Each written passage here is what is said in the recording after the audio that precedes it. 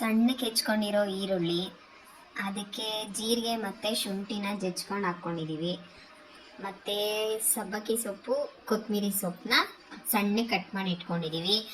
ಈಗ ನೆಕ್ಸ್ಟು ಈ ಹಸಿಮೆಣ್ಸಿನ್ಕಾಯಿನ ಚಚ್ಕೊಂಡು ಹಾಕ್ಕೋಬೇಕು. ನಾವು ಇವಾಗ ಸಬ್ಬಕ್ಕಿ ಬೋಂಡ ಮಾಡ್ತಾ ಇದ್ದೀವಿ. ನಮ್ಮ ಯಜಮಾನ್ರು ಇವಾಗ ಅದನ್ನ ಚಚ್ತಾ ಇದ್ದಾರೆ. ನಾನೇ ಚಚ್ತಿರೋದು.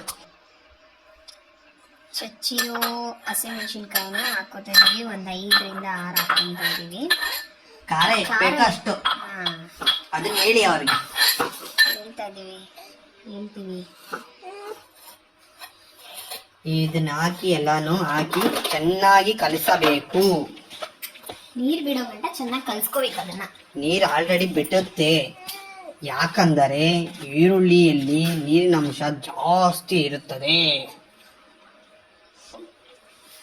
ಪಾಸ್ ಮಾಡಿ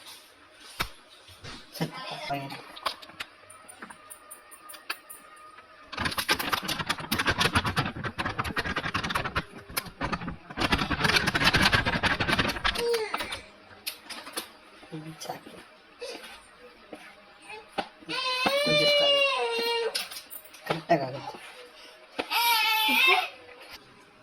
ಎಷ್ಟು ಬೇಕೋ ಅಷ್ಟು ಟೇಸ್ಟ್ ಹಾಕೊಳ್ಳಿ. ಉಪ್ಪು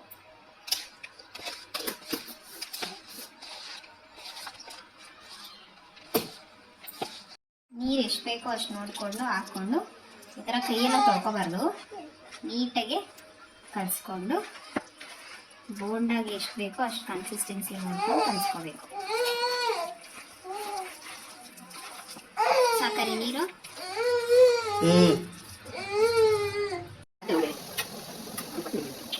ನೋಡಿ ಫ್ರೆಂಡ್ಸ್, ಘಮ ಘಮ ಅಂತ ಇದೆ. ಸಬ್ಬಕ್ಕಿ ಸೊಪ್ಪು ಬೋಂಡ ಅರೆಗಾದ್ರೆ ಚೆನ್ನಾಗಿರುತ್ತೆ. ಸೈಡಲ್ಲಿ ಕಲರ್ ಎಣ್ಣೆ ಇದ್ರೆ ಚೆನ್ನಾಗಿರುತ್ತೆ. ಇಲ್ಲ ಫ್ರೆಂಡ್ಸ್, ಇರೋ ಸತ್ಯ ನಾನು ಹೇಳ್ತೀನಿ, ಯಾವತ್ತೂ ಸುಳ್ಳು ಅಭ್ಯಾಸ ಇಲ್ಲ. ಎಣ್ಣೆಗೆ ಚೆನ್ನಾಗಿರುತ್ತೆ. ಬಿಸಿ ಬೋಂಡ. ಬಿಸಿ ಬೋಂಡ ರೆಡಿ.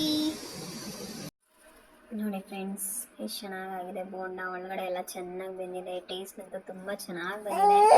ನೀವು ಒಂದ್ಸಲ ಟ್ರೈ ಮಾಡಿ. ಈ ಬೋಂಡ ಜೊತೆ ಬಿಸಿ ಬಿಸಿ ಕಾಫಿ ಮಾಡ್ಕೊಂಡು ಕುಡೀರಿ, ಟೀ ಮಾಡ್ಕೊಂಡು ಕುಡೀರಿ. ನಮ್ಮ ಮನೇಲಿ ಬ್ಯಾಕ್ಗ್ರೌಂಡಲ್ಲಿ ಪಾಪು ವಾಯ್ಸ್ ಬರುತ್ತೆ, ಯಾರೂ ಬೇಜಾರು ಮಾಡ್ಕೋಬೇಡಿ.